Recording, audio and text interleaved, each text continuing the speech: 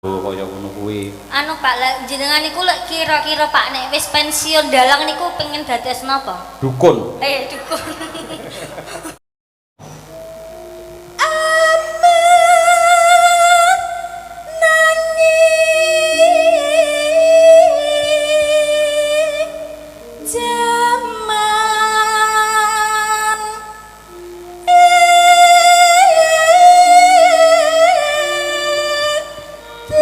Sawung galing sawung rana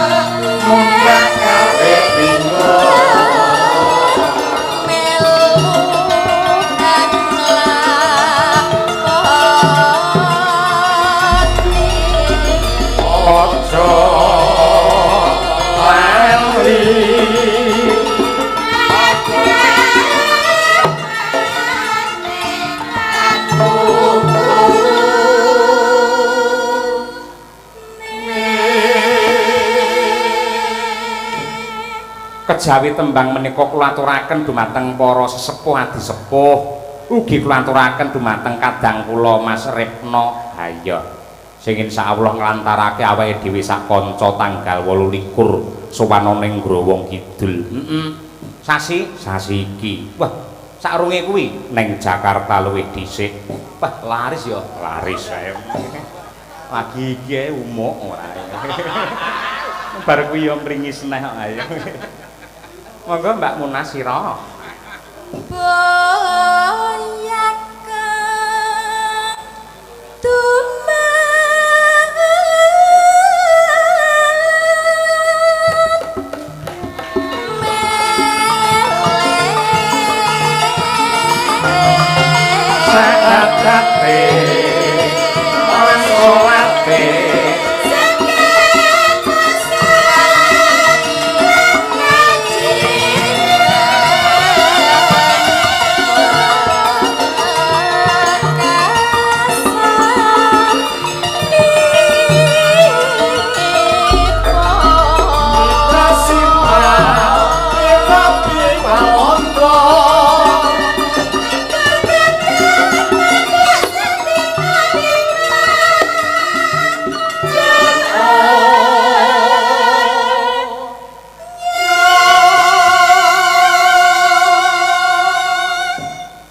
sinden bareng ngangge kebayak kuning ya ketok mencorong mawa teja ya Mak. Wah, tenan kok.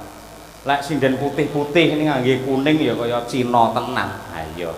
Anak nggen kuwi sinden ireng ngangge kuning ngene iki. Wah, jan malah kaya madu mangsa. Ayo.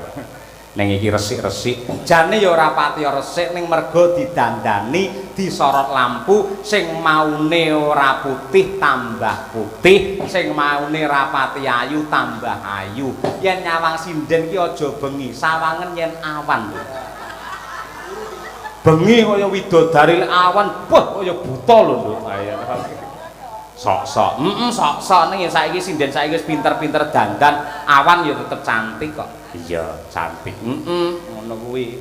Kaya Mbak Dian Munasira ambak wis peputra kalih ning isih kaya ngono bergase. Paranggana Madangkara sing lenggahe paling tegap kuwi ya Mbak Dian kuwi sawangan. Tegak kuwi diungake dadane. Ayo ngono. Iya, nggih. Ya Mbak Dian.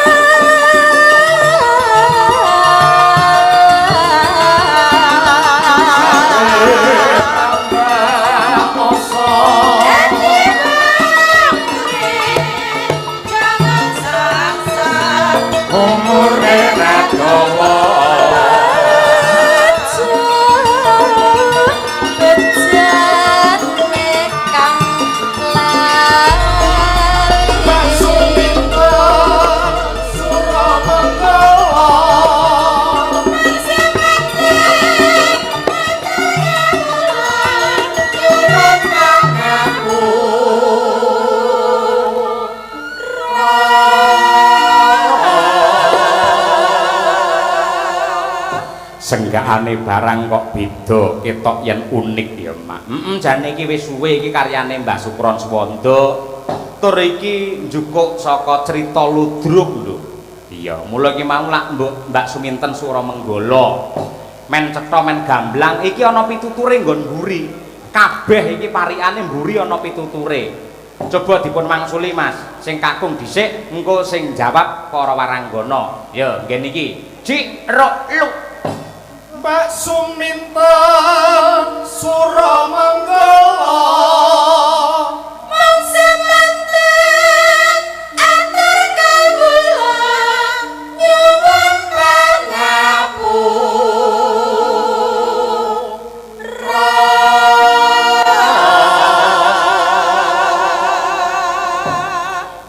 Apike wong ki lamun to ndodho marang keluputan ngrumangsani salah banjur seleh lan gelem kanthi ikhlas njaluk ngapura karo wong liya. Apike wong. Dadi sak bisa-bisa yen gawe senggaan, gawe parikan ki ya ana pituture, ana piwulange, ana pesan morale kaya iki mau. Ya, aja kaya mbiyen wis mondem parikan pisan.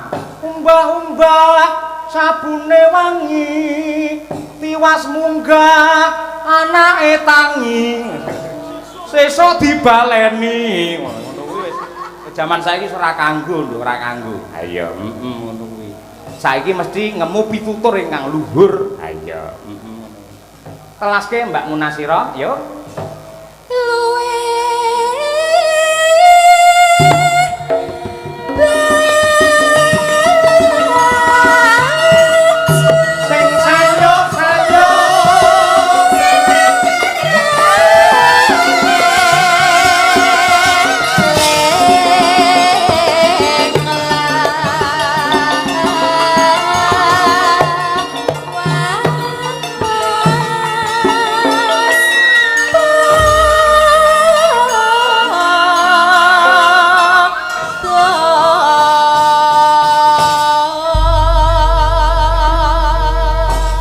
matur sembah nuwun wilujengne skala sinom parijata wis diaturake karo Mbak Dian Munasirah sinengkuyung dening para kadang-kadang karawitan Madangkara saka Karanganyar. Iya, ngono ya Yung. Lah sing isih dikangeni karo Piyayi Mbakaran Wetan ki ora ana liya kejaba ya kuwi Sinden Kesi. Ya, anggere enek sinden sing muni nggih Pak Dalang. Niku sinten, Pak? Sinden Kesi. Ah iya ngono kuwi. Biyen kaya Antasena. Ning alhamdulillah bareng wis tak rabi saiki saya alus. Ha iya, Ning ya kuwi awake saya lemu. Ha iya nggih. Lah mbiyen iki sak biting kuran. Ha iya saiki saya lemu mergo awake ya gedhe, atine ya tentrem. Kaya ngono kuwi. Mula yen duwe bojo sing pinter ngayomi karo bojo. Yen bojo wadon ki kuru, tegese ora kopen. Yen saya lemu ngono ki tegese pancen entuk kawigaten saka sing lanang. Iya ta. Ngono kuwi. Matur nuwun Mas Cahyo. Nggih. Pancen enten hadis ingkang nyebutaken. Wah, la iki. Muliakanlah satu ibumu, ping pindho muliakanlah yang kedua istrimu. Ayo. Mula saiki aku wis mulya, awakku saya lemu, saya gembrot, mergo atiku ayem. Nggih. Lek senadyan to aku lemu lek sampean sik tetep cinta karo aku to, Pak? Lho. Ngono kok ndadak kok takoke marang aku. Lumayan jagat kurping langit ya mong kowe sing tak tresnani lahir nganti batin wong ayu. Buktine Nadyanto aku dadi dalang, aku dadi wong sing kondhang lantarane ya sliramu. Tur yen nyawang marang dalang Cahyakunti tadi, kowe wis apal omah-omah wis meh 20 taun. Watak wantu lagak lagon lagi aku lak wis apal. Kapan aku jarak kowe wedok liya yen enek sampeyan ora tau Bu Kesi. Ayo ngono kuwi. Piye to kuwi? Piye to? Lah kuwi mau kapan ketoke pertama-tama ki tembunge jenengan iki kaya arepe runtut apik ngono lho. Terus ending-endinge kerine kok kapan aku nyenengi cah wedok liya yen enek sampean. Oh berarti yen ora neng aku sampean jaraki cah wedok. Ngono to karepmu? Aja salah, nadyan to sampean ora enek, aku luwih wedi Gusti Allah tinimbang wedi karo sinden Kesi. Lho, ngono kuwi. Alhamdulillah. Kuwi yen pas ora kumat ngono kuwi. Nggih. Ayo Bu Kesi matur nuwun sih ngaturake salam hormat sungkem karo para pepunden ing Bakaran Wetan. Ayo. Nggih. Assalamualaikum warahmatullahi wabarakatuh. Waalaikumsalam warahmatullahi wabarakatuh. Alhamdulillah wa syukurillah dalu niki jan kula remen sanget kula sak kanca sampun ditimbali wonten ing pendopo Bakaran Wetan Pati mriki. Kula jan marem sanget Pak Dalang. Masyarakatipun rukun, grapyak, semanak, tur mboten enten sing celutak. Iya. Panitiane Masya Allah tanggap tangguh jan niki wau kula dugi wonten pondokan dalemipun Pak Ketua Ketoprak Siswa budaya. Siswa budaya kula di sumanggake kalih Ibu jan grapyak monggo Mbak Kesi ya Allah dangu mboten mriki monggo pinarak-pinarak monggo didahar monggo diunjuk Bu Kesi. Tak sawangi kok ora ngene apa-apa. Tenan lho kuwi. Terus bareng kuwi, ya Allah suguhan banyu mili. Eneng seneng aku, Pak. Apa? Kurang gudi-gedi. Eneng ikan bakar. Terus enek sambel, enek jangan tewel. Ya Allah seneng kabeh. Jangan gori to. Jangan gori. Delalah aku bar poso pas buka, aku imbuh ping 7. Pramila kula matur nuwun sanget dumateng para bapak-bapak panitia ingkang sampun tresnani kula sak kanca lan bojo kula nglipur warga ageng wonten ing Bakaran Wetan ing adicara syukuran atau tasyakuran ing bulan Muharram. Nggih, luar biasa. Mugi-mugi marga masyarakat Bakaran Wetan tansah pinaringan sehat panjang umur. Amin. Murah rezekinipun, amin. Benjing menawi rezekinipun tambah kathah sampun kesupen nanggap wayang malih nggih Pak. Amin. Matur nuwun. Ora sakok elekke yen kene iki setahun pindho pisan. Ayo. Oh nggih. Nggih, tur dalange mesti hebat-hebat. Yai kene iki yen ngetokke ragat pira wae ora bakal bingung, ora bakal ngrundel mergo kanggo njaga marang aruming budaya sing nyatane budaya minangka cagak ya kuwi kasantosane bangsa Nuswantara Bu Kesi. Leres Pak Dalang. Nah. Pramila warga masyarakat Bakaran Wetan niki tansah ngleluri nglestarekaken adat budaya napa niki? Ruwahan niki suran. Niku minangka penyeimbang alam mriki nggih. Menawi mboten enten adat budaya kang endah kaya ngeten niki, tak kira alam sekitar ngeten niki pun rusak.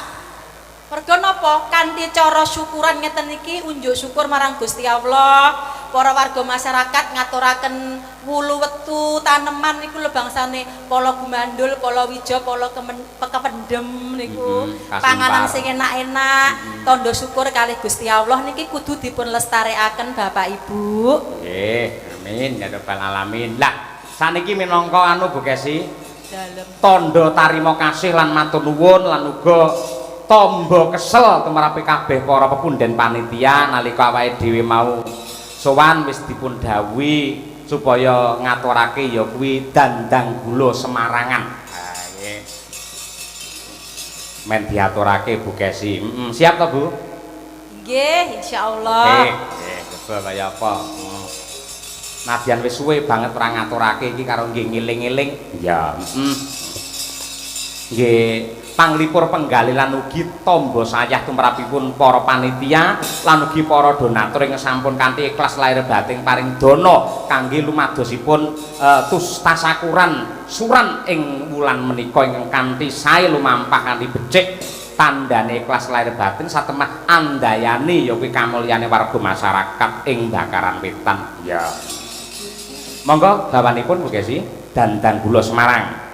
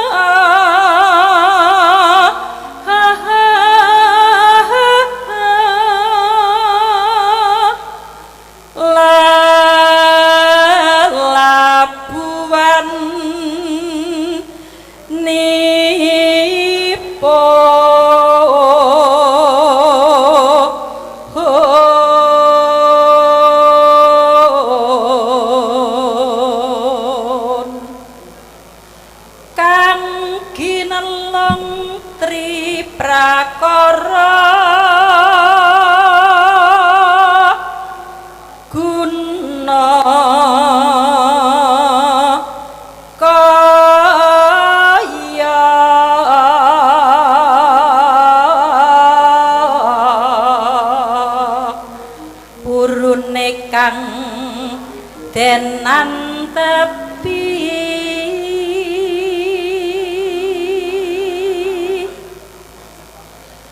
nuhani terahu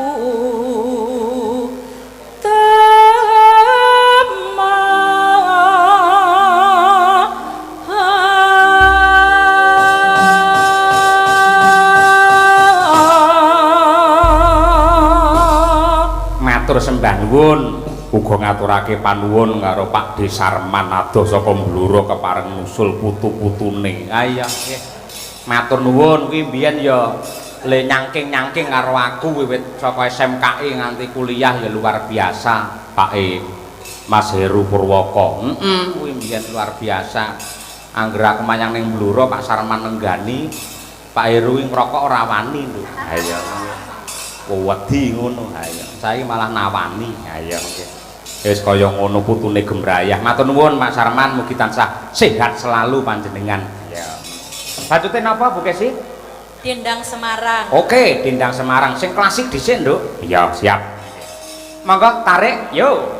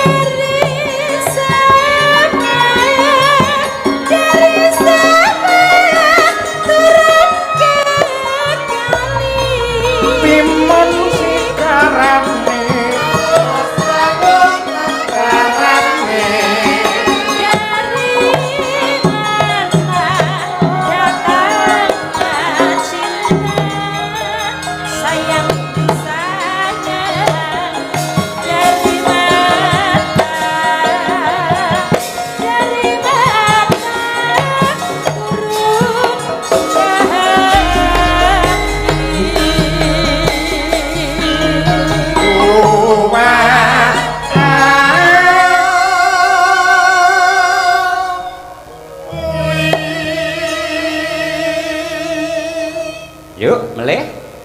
Siapa bisa menggulung tenda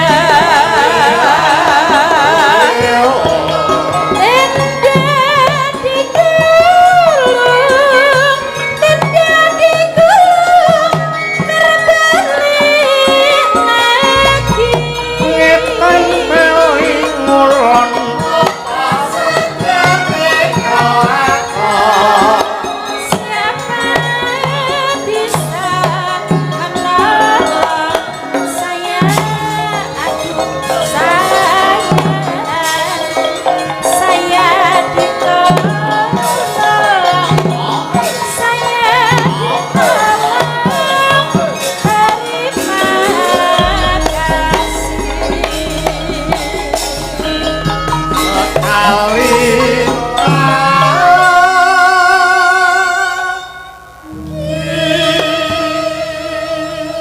sekali lagi ping telu.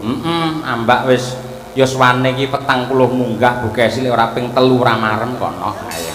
Iya, le nyuwara kuwi. Le nyuwara kuwi. Duk. Yo, kene iki malah nyapu kono malah ngregeti. Yo. Ayo, Bu.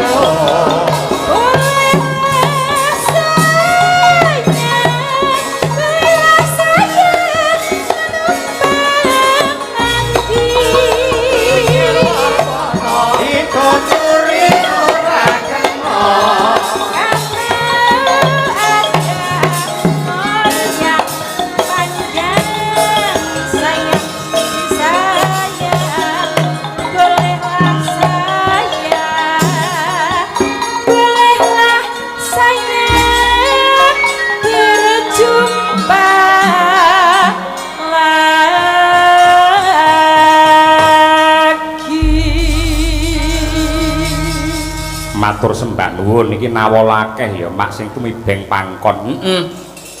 Ngersakake Gambang Suling jenang gula kula aturaken sedaya panitia suran Nyai Ageng kalian Ki Dalang Sapa Nyono Bakaran Wetan tetep semangat lan guyub rukun nggih saya ngrembaka kagem Pak Dalang mugi-mugi tansah ginanjar ayem tentrem sak keluarganipun saged pepanggihan malih kalian warga masyarakat Bakaran Wetan wekdal sak lajengipun amin nggih saking kula Mbah Supar ya ana meneh ana Assalamualaikum warahmatullahi wabarakatuh. Waalaikumsalam.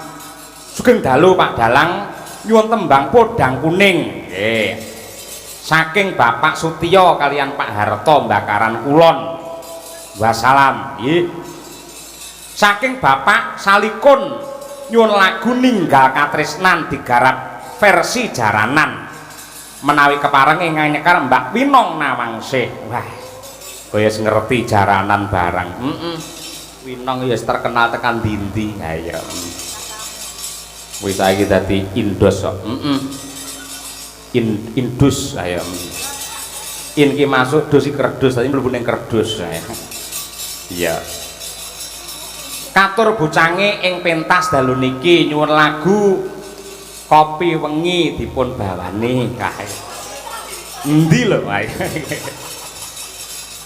Kopi Wengi nggih lan ugi wengis ninggal katresnan matur nuwun saking kula Pak Jarmin Hadi Permadani Rembang wah nggih matur nuwun tebih saking Rembang kok kepareng rawuh sembah nuwun ingkang tanpa upami iya ana sing ngersake jenang gula mau rong layang dipinangkani yen bar iki lagi winong kok ben jaran iya ya sinden kena jumeneng kena ngadeg kena polah manut karo budayane karo ciri khase sing baku aja nganti ada gerakan-gerakan sing seksual ya mergo yen ana gerakan sing ngono ki sing ora kuat ora mung sing mirsani sing dalang barang melu ora kuat lho ayo Pak Haji kaya ngono kaji-kaji butuh-butuh ora wis ngawut pisan ae yo Mbak Birgita Ayu yo jumeneng Mbak Arum Bali nggih ngurmati Mbak Birgita dari Kota Tahu Kediri yo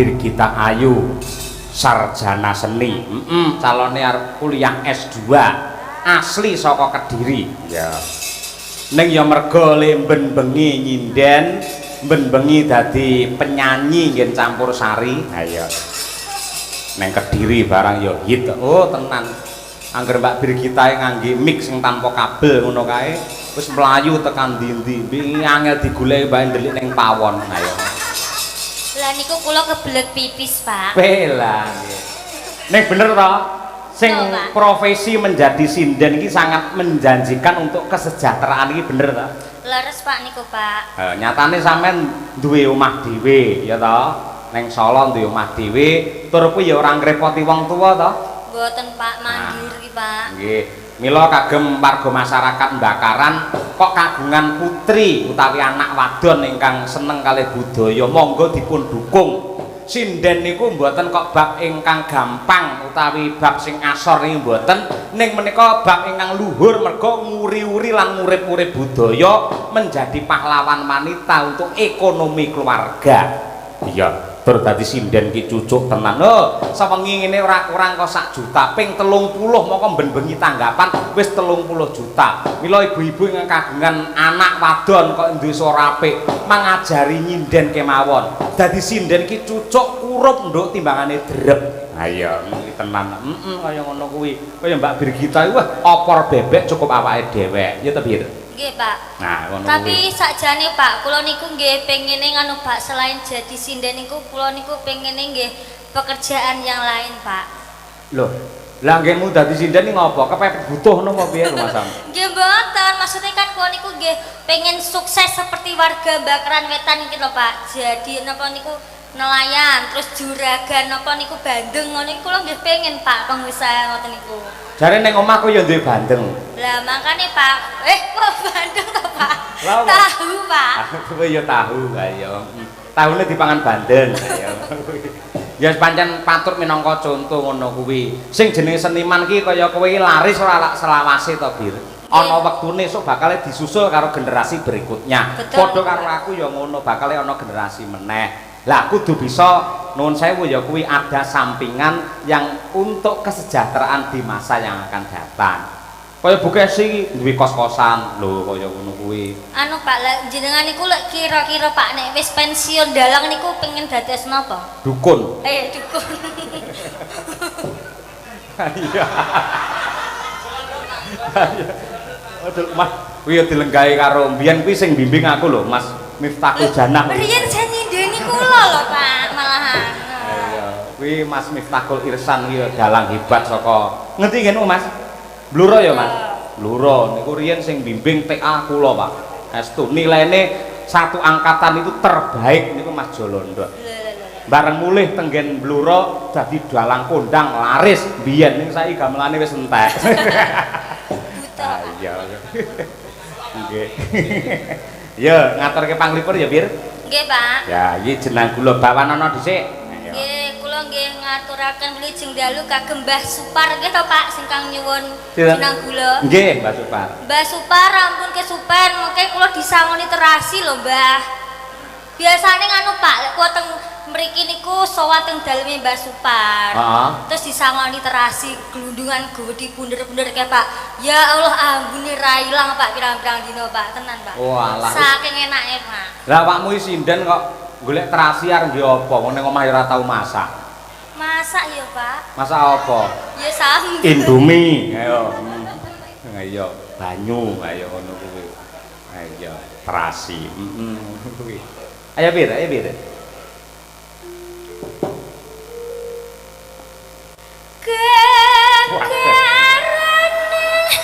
Bila sing ngirit deh, ayo. Bila sing cendak, ayo.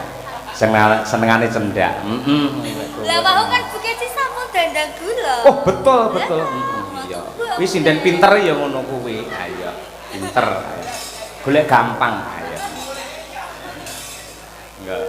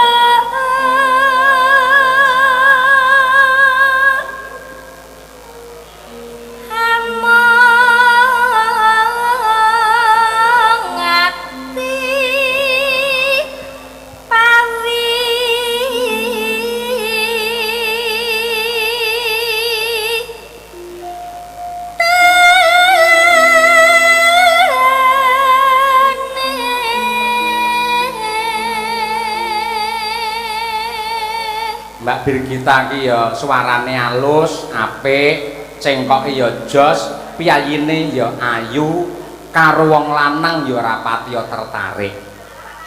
Heeh, biyen nganti saiki anggere cedhake wong lanang mesti girap-girap. Ayo tenan. Ngerti wong lanang ganteng mesti dingkluk. Ngerti wong lanang bagus mesti astagfirullahaladzim. Jaraki karo wong lanang mesti subhanallah. Bareng diambung meneng ae. Ayo sing ngambung ya nabuh bengi iki. Ayo. Luput. Sing aku, Bu. Kelingan kowe mesti ayo. Kelingan nganti padang mau. Ayo ora mulih-mulih. Luput pisan. Kena pisan. Kena pisan.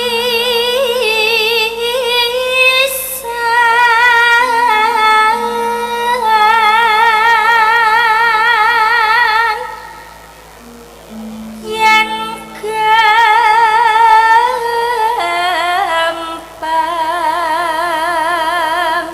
luwih gampang.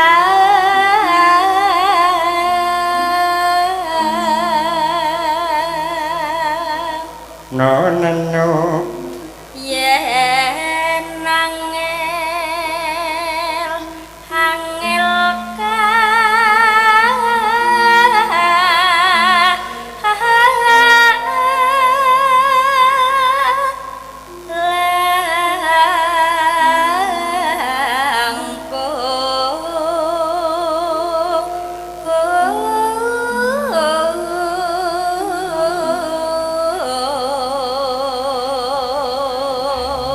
Pek tenan. tan kenati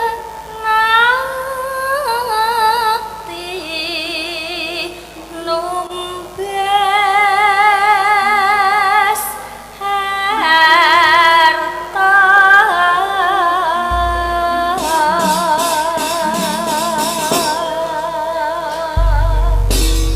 Matur sembah nuwun. Tembang menika kejawi kula aturaken dumateng para-para ingkang kepareng lenggah, ibu-ibu sedaya kemawon, lan ugi kula aturaken ingkang kepareng mirsani lumantar streaming Kuntadi Channel. Nggih, sugeng laras, sugeng mirsani pepanggihan malih kalian kadang-kadang Madangkara. Ya. Yo, Mbak Birgita diaturake.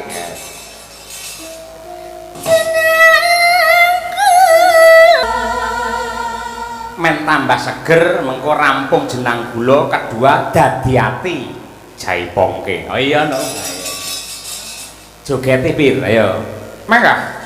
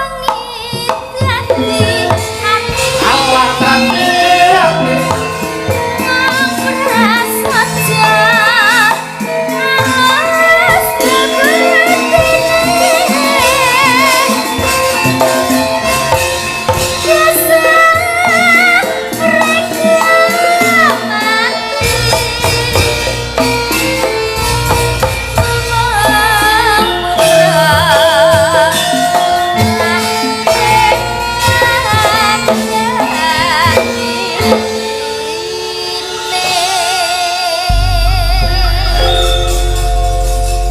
kasih Mbak Birgita Ayu Setiani Haryanto sarjana seni. Wah, komplit tenan.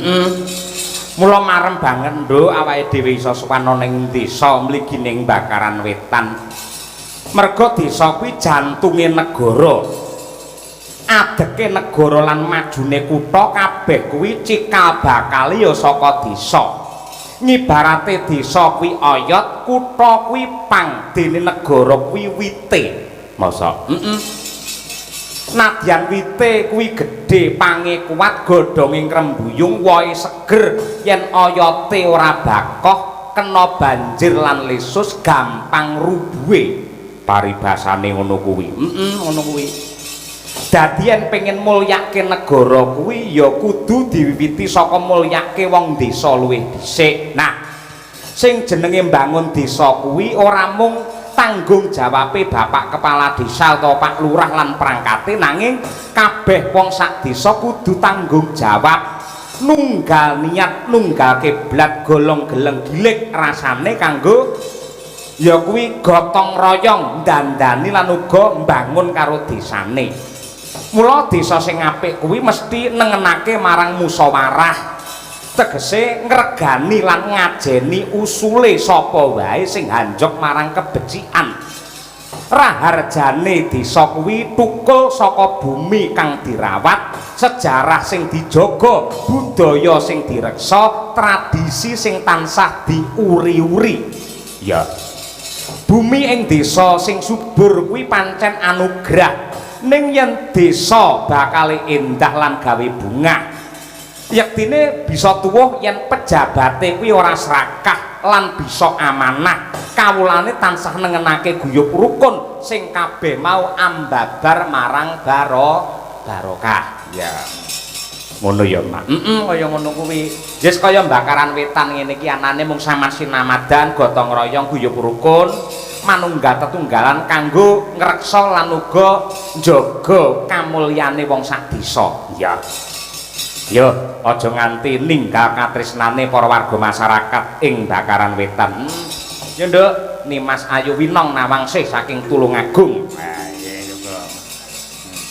Men jumeneng cublak-cublak suweng coba kaya apa diaturake. Yuk, tetus.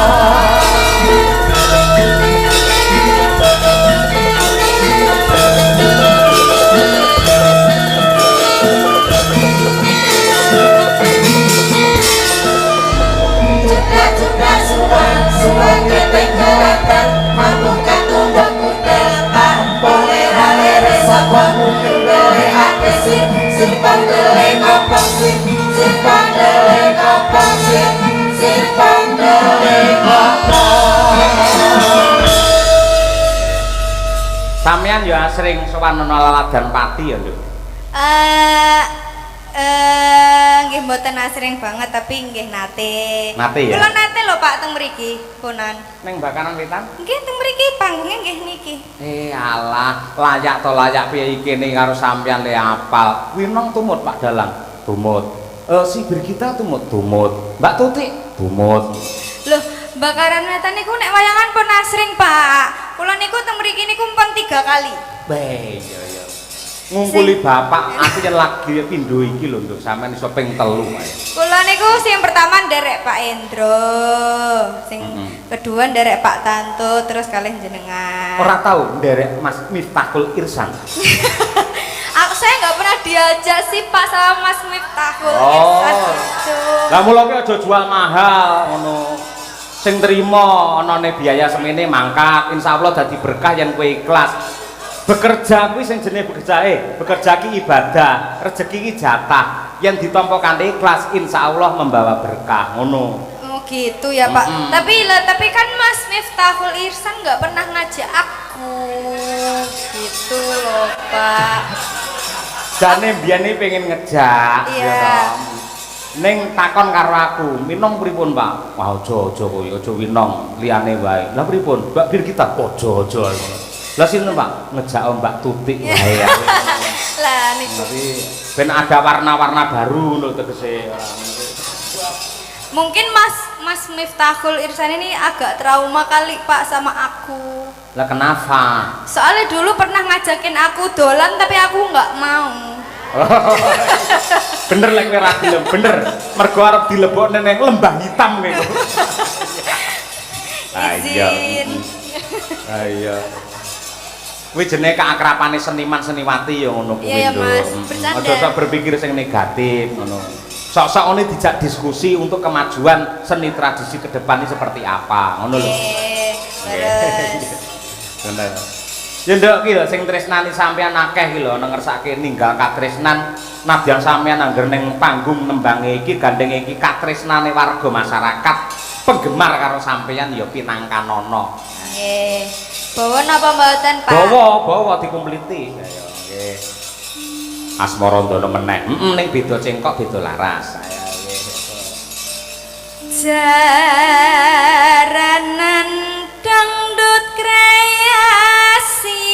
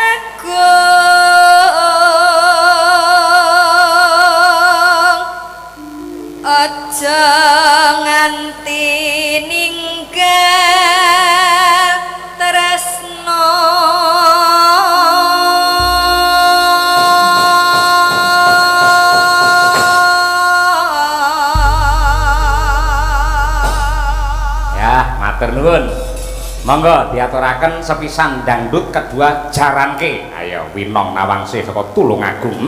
Monggo Cok, dados.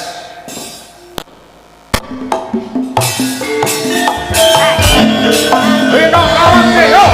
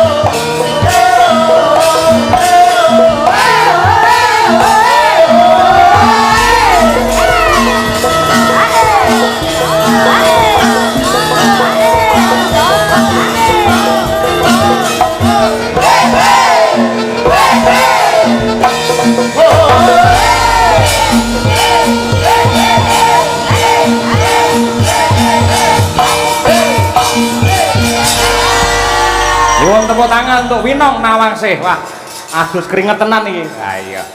Nyambut gawe tenan. Buat arep ngopeni anake maratuwa. Ha iya. Sing endi? Sing ndi? Ayo. Siapa sih, Pak? Lho bakal lak yo urip karo anake maratuwa to. Iya, tapi masa aku yang ngopenin? Ya. Gak mau ah. Ya saling mengopeni ngono Iya. lho. Itu masa aku sendiri yang ngopenin? Ha iya. Lho, biyen ki aku bar rabi karo Bu Kesi. Sing ngopeni aku ki Bu Kesi. Iya, biar Bu Kesi aja. Loh, maksudnya bar kuwi selot-selote akhirnya saling mengayomi ngono kuwi, ngono. Gitu ya. Aja peh sing wedok ki kayane luwih akeh, apa ki duwite luwih akeh, luwih sugih njur sepiyah karo wong lanang aja nganti. Ayo. Boten, Pak, niku kelakuannya Mbak Birgita. Oh iya. Niku. Ayo. Kancane sing disampluk wah. Matur nuwun.